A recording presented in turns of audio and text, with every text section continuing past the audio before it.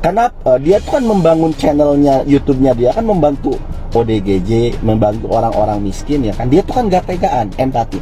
Itu dimanfaatkan, begitu. Dimanfaatkan untuk apa? Untuk mengadu domba antara netizen dengan Nopi.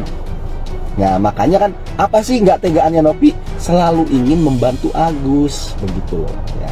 Nah ini dimanfaatkan tuh, dimunculkanlah isu ataupun bagaimana lah ya, bagaimana ceritanya, sehingga Nopi itu tetap kekeh pengen ngebantu Agus gitu loh. Padahal secara polling itu sudah dana untuk Agus tuh hanya tinggal 800.000 kan begitu. Sisanya ya untuk orang lain, sisanya dikembalikan kepada donatur. Tapi Nopi kan tetap kekeh karena empatinya tinggi. Dia nggak tega, harus tetap ngobatin Agus. Ya, sedangkan netizen ngapain bantuin Agus? Itu kan buang duit Agus. Itu kan bukan duit Nopi. Nah disinilah terjadi adu domba antara Nopi dan netizen.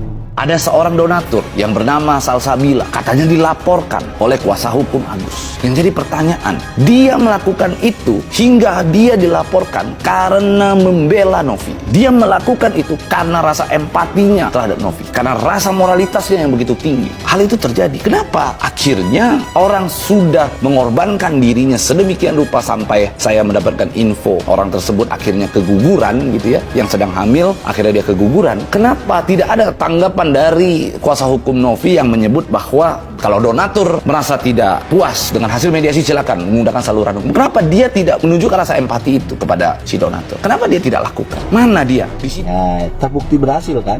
Kemudian yang ketiga, perlunya ada orang-orang yang orang-orang pinter lah ya, orang-orang yang capable menjalankan strategi ini begitu loh.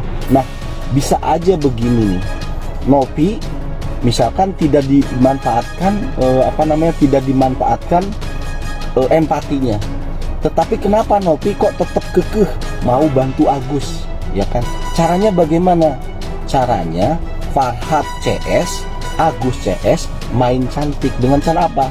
Mencari orang-orang yang bertugas. Di situ rasa sakit saya tidak terbendung. Sebagai manusia yang memiliki hati, memiliki perasaan, saya merasa dengan hadirnya saya di tengah-tengah para donatur adalah sebuah solusi, adalah sebuah pertanda sebagai bentuk moralitas itu masih ada di dalam perkara tersebut. Jadi saya minta kepada teman-teman para donatur, teman-teman di luaran sana yang menonton, suara kalian ini adalah suara yang harusnya didengar. Suara kalian ini adalah suara yang harusnya dipertimbangkan, karena hari ini permasalahan ini, persoalan ini berkembang menjadi pembicaraan di tengah-tengah masyarakat juga karena adanya dukungan dari kalian. Jangan sampai ada satu kesan di mana ketika suatu permasalahan tersebut sedang berproses, kita mengajak orang untuk mendukung, tapi di saat urusan tersebut selesai, lalu pihak-pihak yang berperan di dalam proses tersebut akhirnya dilupakan. Saya tidak ingin ada kesan itu. Maka dalam kesempatan kali ini saya ingin sampaikan, saya mohon maaf ketika ada pihak-pihak yang mungkin merasa saya akhirnya memutuskan untuk mundur dari tim kuasa hukum Novi lalu memilih untuk